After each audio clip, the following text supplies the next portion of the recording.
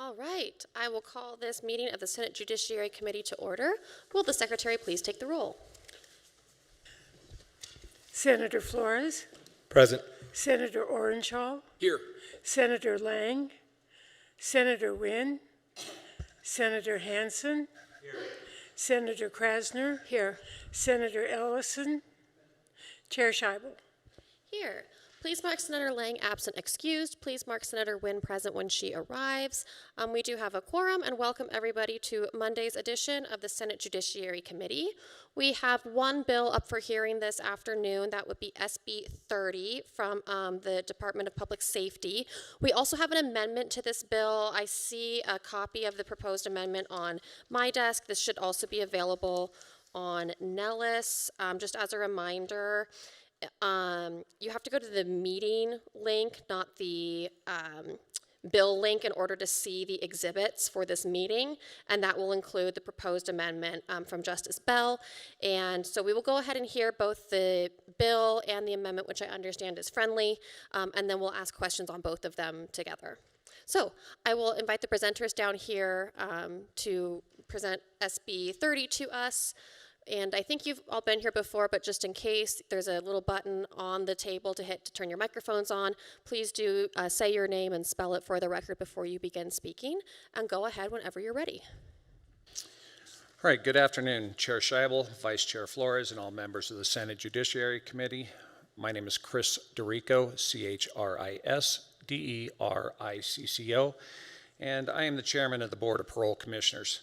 Along with me today in Carson City is Katie Fraker, who is our Executive Secretary of the Parole Board, as well as Justice Bell with the Nevada Supreme Court, who is present in Las Vegas. Justice Bell will be providing additional testimony on this bill. So with that, thank you for allowing us to present on SB 30, and I would like to turn the microphone over to Katie Fraker for additional testimony. Good afternoon, Chair Scheibel, Vice Chair Flores, and members of the Senate Judiciary Committee. My name is Katie Fraker, and I am the Executive Secretary for the Nevada Board of Parole Commissioners, KATIEFRAKER. The purpose of SB 30 is to require a name-based inquiry for public record requests regarding parole decisions. At times, the board will receive a public records request that will ask for copies of all grant or denial orders from the past 2 years. As the board conducts over 6,000 hearings per year, this is an extraordinary request. This bill would require the requester to supply the board with the name of the person or persons they are requesting the records of. The passage of this bill will allow staff to fulfill public records requests in a timely manner. It will reduce the amount of hours required to complete public record requests, avoid possible overtime compensation, and will ensure that the requester is acquiring the information they need. So at this time, I would like to turn the microphone over to Justice Bell with regard to the amendments. Thank you. Good afternoon, Madam Chair and committee members. My name is Linda Bell, L-I-N-D-A-B-E-L-L, and I'm a member of the Nevada Supreme Court. I'm speaking only to the amendment to SB 30, which is to correct a place where our law conflicts with judges' ethical duties. So Rule 3.3 of the Nevada Code of Judicial Conduct prohibits judges from testifying as a character witness or providing information as a character witness in a legal proceeding, except when they are summoned. We have a statute that has the Pardons Board seeking input from judges, so we're inviting them to do something they're really not permitted to do ethically. We've provided you a copy of a 2011 decision or opinion from the Standing Committee on Judicial Ethics that explains that in some detail. And our hope is just to amend the statute to take out the notice and invitation to speak to the judges so that we're not creating a trap for the unwary, because we have judges who respond thinking that they're being helpful and they've been invited to provide information, And then if they do that, it is an ethical concern for them. And that's all I have. I'm happy to answer any questions. All right. Thank you both so much for your efficient presentations. I will turn it over to the committee for questions. Are there any questions?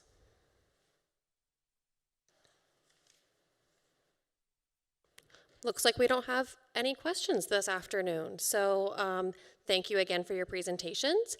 And we will move into testimony in support of SB 30, along with the proposed conceptual friendly amendment. Anybody wishing to testify in support is invited down to the front of the room here in Carson City right now. I don't see anybody coming to the table in either Carson City or Las Vegas. So we'll move to the phones for support in SB 30. Thank you, Chair. The public line is open and working. However, there are no callers to testify in support at this time. All right, then. We will go to testimony in opposition of SB 30. Anybody wishing to give opposition testimony is invited to do so now. Again, I don't see anybody coming down to the tables in either Las Vegas or Carson City, so we'll go to the phones for opposition testimony on SB 30.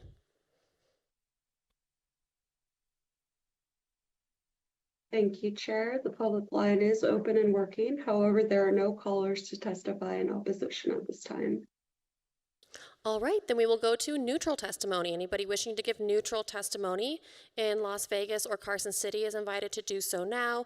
Not seeing anybody, we will go to the phones just to see if there's anybody joining us for neutral testimony on SB 30. Thank you, Chair. The line is open and working. However, there are no callers at this time. All right, that brings us to the conclusion of testimony. If the presenters would like to join us again, I think some questions may have come to us as we digested those excellent presentations. And I will turn it over to Vice Chair Flores. Thank you, Madam Chair, and thank you again for the presentation. Just for the sake of clarity and for the record, could we talk a little bit about what information is shared presently when these requests are made, and who's taking the lead on making these requests? Are we getting them typically from organizations, agencies, individual folks, law enforcement? Just walk us through the gambit of who we're getting that information, who's requested that information, please. Yeah, so Katie Fraker for the record. These requests come from the general public, they come from victims, they may come from family members, and they may actually come from other inmates who are currently incarcerated. What they receive is the parole decision, so it's the grant order, it'll have the grant reasons, it will also have the parole risk assessment, it may have conditions, it'll also have or if they were denied, it'll have the order denying parole, so it'll have the reasons, the risk assessment, that sort of thing. But it can come from anybody. These are public records. And do you have any data on and you may not have it, but do you know how many requests we're getting presently per year? I don't have that number right now. I can get it for you. I know in the past year, as far as these blanket large requests, we have received over 5 of them from incarcerated individuals who are looking, I don't know what they're looking for specifically, but they'll just ask for, 2 or 3 years worth of orders. Understood. Madam Chair, if I could just have one last follow-up. And thank you again for the indulgence. And just looking at the amendment here, just so that we understand practically, can you just walk us through an example of how this is all going to play out now with the amendment? Chris Dorico, for the record, I'll turn that one over to Justice Bell with regard to the amendment. This is Linda Bell for the record. Vice Chair Flores, I'm not sure I understand your question. Do you want me to walk you through the process of how things get noticed for the Pardons Board? Yes, please. Okay. So what happens is the staff person who is managing the pardons board sends out a letter to the judge who handled the case at the trial court level, and the letter asks for input, which the judge is really not permitted to give. So this actually came up because we had a hearing and a very well-intentioned judge came, I believe, in support of the applicant, but we stopped her testimony because of the ethical concern. But she was obviously frustrated because she had been invited to provide feedback. And so the amendment would preclude, or well, right now we have to provide that notice by statute. This would, we would then no longer solicit those comments from judges. But if the board did have a question, the last part of it would allow the board to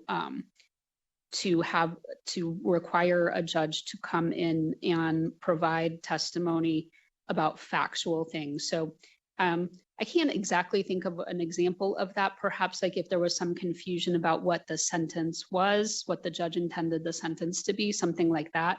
But if there was some factual concern about the record that the pardons board felt they needed to hear from the judge, this wouldn't be precluded, but then that would be us making a formal legal request to the judge to come appear and speak to the pardons board on a particular issue, rather than the judge providing testimony, and the problem with that is that we're supposed to be neutral arbiters. And so when you come in and speak either for or against an applicant, you're outside of that neutral role as a judge.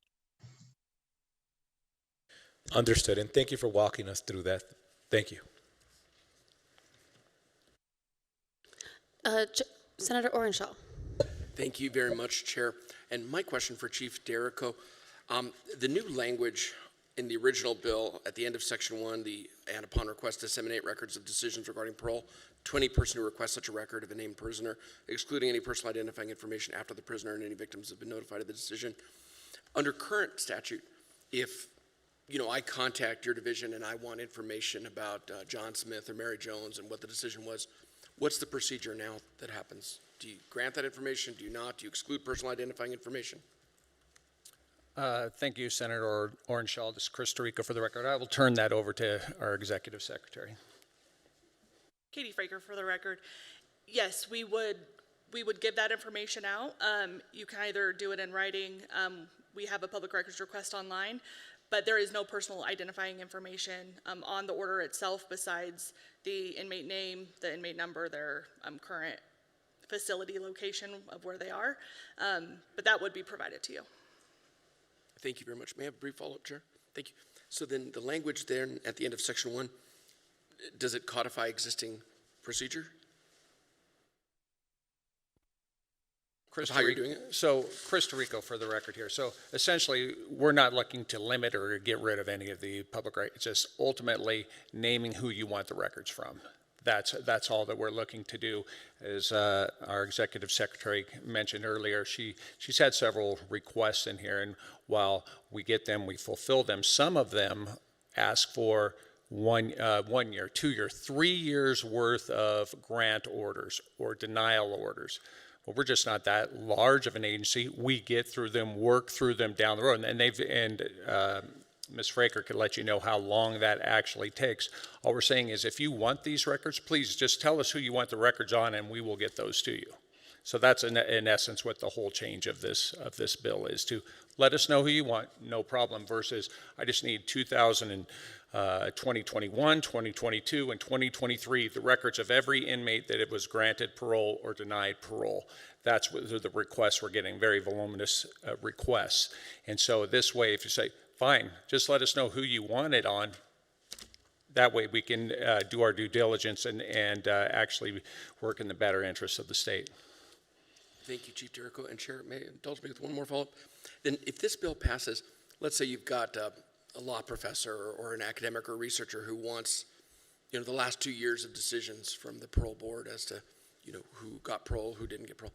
Would that still be accessible to someone who's conducting research or has a bona fide reason to try to maybe get that data in bulk?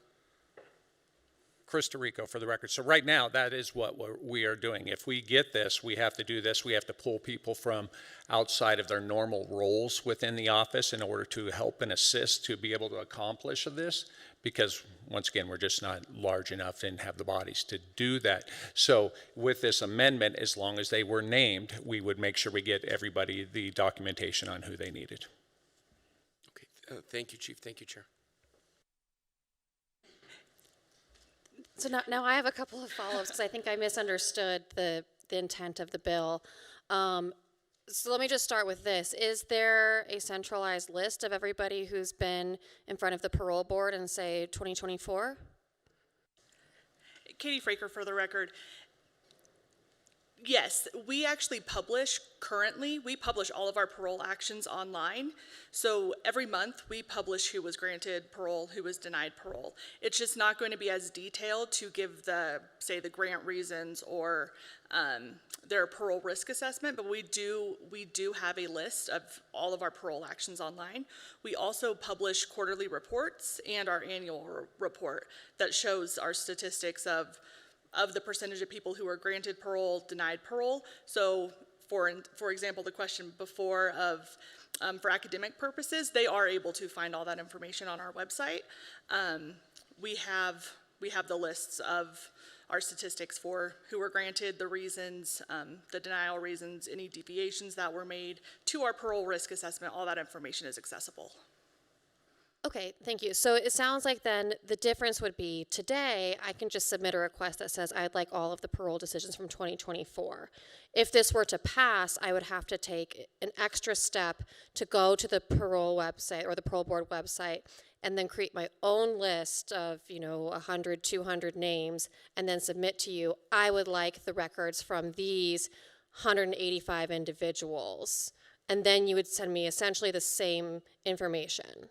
Is that correct? And when I say the same, I mean the same as if under today's statute, I just requested all of the records from 2024. Katie Fraker, for the record, if you could go to our website and say, I wanted Bob Smith, John Smith's parole orders, you would get more detailed information than you would get from our website, because then you would receive the 2 or 3 page order that the inmate receives. On our website, it is slightly more limited. It does just say if they were granted parole or if they were denied parole. Whereas if you were to request their specific order, you'll see the reasons they were granted, if they were a high risk, a moderate risk, a low risk. Okay, so that wasn't my question. Oh, my question was, today, if I were just to send in a request that said, I would like all of the parole records from 2024, you would send them to me. You would send me those 2 to 3 page admission or denial letters for everybody who was in front of the parole board in 2024, right? So you're nodding your head. So if this were to pass, now I can't just submit a request for everybody from 2024. But if I'm understanding correctly, this is my question. If I take the extra step to pull up the list online and create a list of all of the people whose records that I want, and then I send you that list of however many 100-something people, then would you send me those 2 to 3 page decision letters for every single person who was up for parole in 2024? Katie Fraker, for the record, yes. And now my follow-up question is, does that actually save you any time having the requester create the list for you? Or does it just create a barrier to entry so that only people who are serious enough to pull the full list will put in the request for the information? Costa Rica, for the record. So would it create or save us some time if what you're getting? It would. Okay, and so where would, and I'm not going to say this is in all instances, but these requests, and I'll defer to Ms. Fraker as well here. If we get requests, let's say from an inmate that requests records for results on other inmates for, let's just say, a year's periods of time.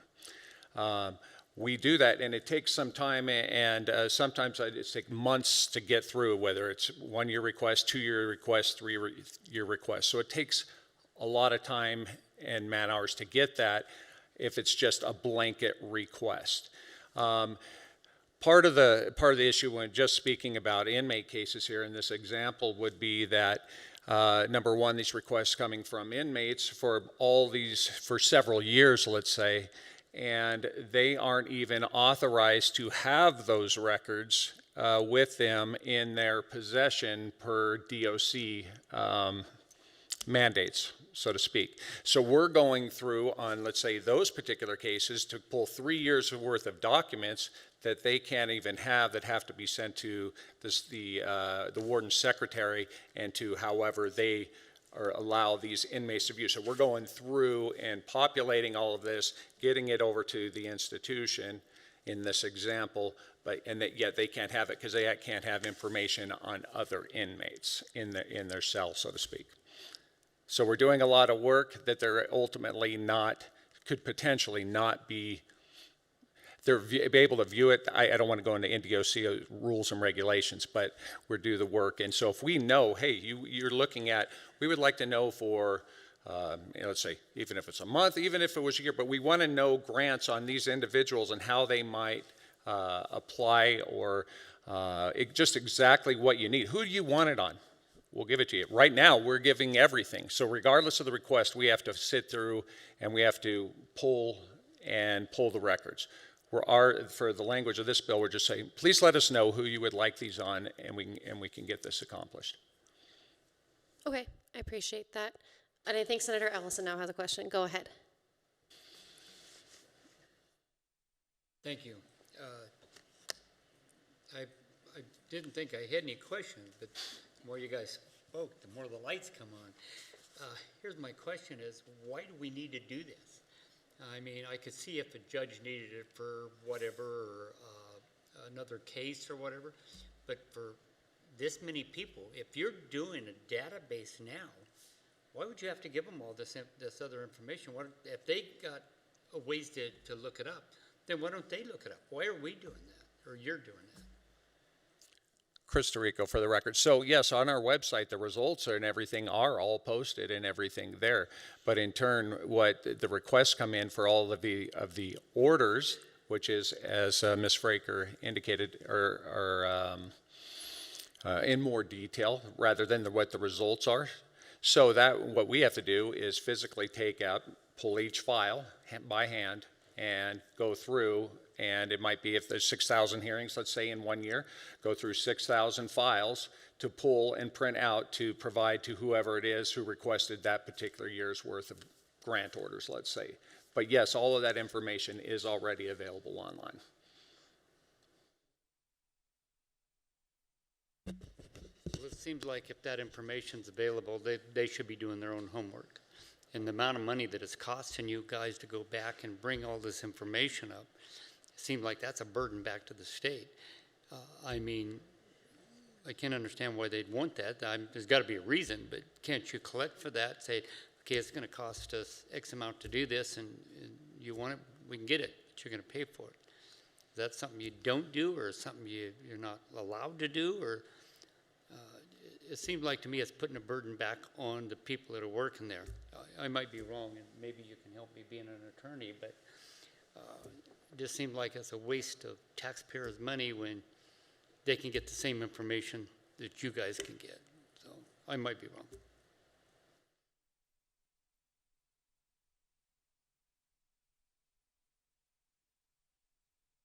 Was that a question, or more, I took that as well, a it's a comment, there. but I think you need to answer that. I mean, is it something you can't do, or by law, or is something we're making somebody do it? So why do we do it when the records are there? So Costa Rica, for the record. So I agree with what you say here. This is kind of what we're getting at here. We're generating a lot of man hours, a lot of cost, a lot of inefficiency to the state with regard to having to go through and do this and pull this just randomly for a particular year or years, when yes, the results are published already on there right now. And if you want this information, please just let us know who you want it on, and we could provide further details, so to speak, at the long run. But yes, everything else, all the results are posted publicly each month. Of course. Any other questions from members of the committee?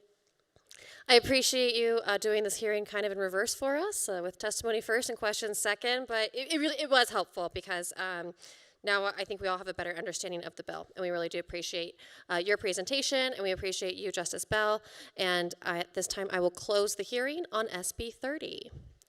That being said, we'll move on to the last item on our agenda for today, which is public comment. Anybody wishing to give public comment here in person in Carson City or Las Vegas is invited to do so now. I don't see anybody coming to the front, so we'll go to the phones for public comment.